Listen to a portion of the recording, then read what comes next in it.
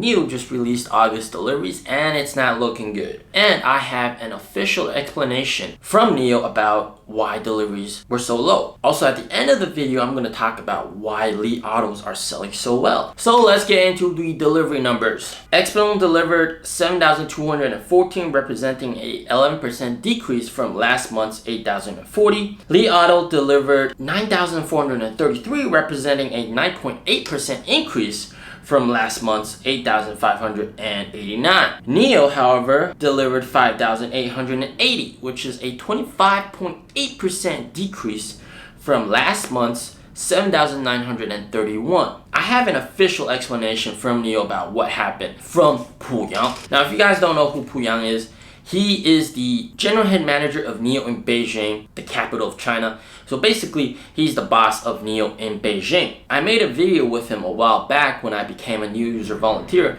and I actually interviewed him. And he actually studied abroad, so he has perfect English. I'm leaking a little bit information that actually will have the... So if you want to check out that video, definitely go check that out. Link is in the description. So let's dive a bit deeper into NIO's deliveries and see exactly what happened, what went wrong. Last month, NIO delivered 1,702 ES8s. This month, they delivered 1,738. So there's actually an increase in the number of ES8s. And then there was, for the ES6s, however, last month they delivered 3,669.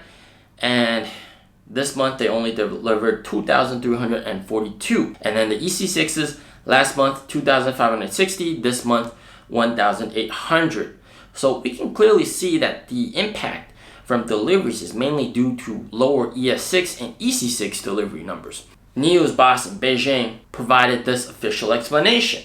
This is a NIO user volunteer group for Beijing, and he had to explain why deliveries were so low, and he explained everything to us. So this is the screenshot. So I'm going to go through the translation together. So affected by the epidemic in Nanjing in August, the single supplier of ES6 and EC6's A and B pillars decoration board, Nanqiao Quanxing, was shut down for some time because it was located in a high-risk area in Nanjing. So, you know, it's in a COVID area, so the government had to shut down that factory. And because the A and B pillar interior panels is JIT parts, just-in-time components, meaning it's not stockpiled, right? They're made to order. Only very limited inventory has had a great impact on the production of ES6 and EC6. So meaning, you know, they can have the whole entire car set up, but the A and B pillar interior panels, right? They can't deliver the car without, you know, proper lining on the A and B pillars. So that's kind of unfortunate, and it just shows how sensitive production is to even these little minor things. So it had a great impact on the production of ES6 and EC6, which we saw earlier in August, especially in late August. The epidemic in Malaysia has affected the French chip production of ST Italian French semiconductors. ST is a supplier of Bosch ESP, thus affecting Bosch's supply of ESPs to us. Bosch is a single supplier of ESP, so it has also great impact on the normal production pace of the factory. So chip shortage, and then also because the manufacturer for the A and B pillars, that factory went down for a while, so deliveries got impacted by quite a bit. Now, the good part is demand is really, really high for NIOs. It's just that the wait times right now are much, much longer. And I'm sure NIO will have this problem solved in the future and maybe stockpile a bit more of these A and B pillar interior decors to prevent this from happening in the future. So this is a total mishap by NIO. Now, what's really interesting was, in terms of production, someone also talked about the ET7. So yeah, we're going to show that to you guys. So someone asked, when does the ET7 test drive start? He said, not this year. I don't know, not this year. High probability early next year test drive experiences and delivery will be, you know, right after test driving. So I can't say for sure that the ET7 will be on schedule, but it seems like this whole production difficulty is having a great deal of impact on the ET7 as well. So the good news is demand is super strong for NIO. I can vouch for that. And we're seeing a lot of Li Autos on the road, seeing a lot of XPENGs on the road, seeing a lot of NIOs on the road as well.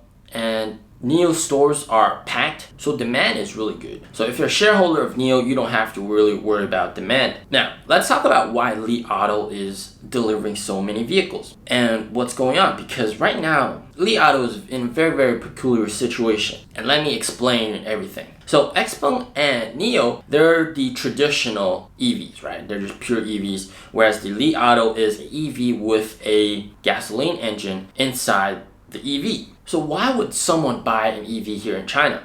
Well, mostly because of traffic laws restricting gasoline vehicles. So if you have a gasoline vehicle in China, you're only allowed to drive 6 out of 7 days in China, which is not feasible for a lot of people. Plus, on top of that, you have to pay very high taxes if you buy a gasoline vehicle. The taxes are like 20-30%. So if you buy an EV, first of all, there are no taxes for EVs. And then second of all, there are no driving restrictions for EVs. And third of all, there's actually government grants for EVs. So if you buy an EV, it's much cheaper, right? And there's no driving restriction, which is the good part about EVs. Li Auto is classified as an EV as well. You see them with green plates. And many people aren't really ready to transition to full EVs because of charging times. And they feel that because they've chosen an EV, maybe the range of their EV, they're range bound by charging locations. So that's why Li Auto is really satisfying a market demand right now, which is we need these green plates EVs that has government grants, no taxes, and also no driving restrictions. But it's the same time still a gasoline vehicle as well because it's got a gasoline engine inside. So in a sense, people that want to buy a gasoline vehicle but don't want the driving restrictions of a gasoline vehicle, most of them might just choose a Li Auto. Li Auto is looking at exactly what the market needs and the current situation with the consumers in China, and they're satisfying their needs, which is really, really smart for them to do. Now, do I think Li Auto is going to be the winner in the future? I don't think so, because slowly in every country they're going to be transitioning to pure EVs. And Li Auto just hit the jackpot with the perfect niche of the person that wants the benefits of an EV but isn't willing to buy a pure EV. However, with the amount of R&D that NIO is spending and XPENG is spending, I do believe that NIO and XPENG will surpass Li Auto in the future. But for right now, because there's that niche demand, Li Auto is ahead. So investors, don't be that worried. Even though this isn't financial advice, I'm sure NIO's production issues will be solved soon. Alright, make sure to subscribe, hit the bell, and see you in the next one. What is up, beautiful people? I'm here with the one and only Pu Yang. He's the general manager of NIO in Beijing. Oh my god. So, yeah, Pu Yang. Nice to meet you. Nice to meet you.